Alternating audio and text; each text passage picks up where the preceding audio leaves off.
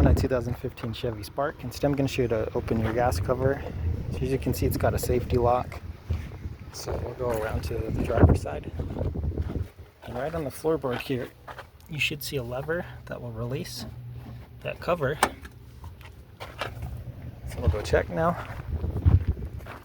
And sure enough, it's opened up. So from here, read any directions, unscrew, fill with your regular gas, screw back on. And as soon as you close this, that safety is reactivated. So as you can see, it's locked. I'll open it up one more time. I can show you the inside in case that'll help you see if something's bent out of place or some debris might be stuck in a certain spot. So from here, obviously make sure this is all lined up properly. This is where your hinge goes back, you know, like maybe that far. Here's that release from the inside. Well, that's it. Hope that's helpful. Hope you have a wonderful day.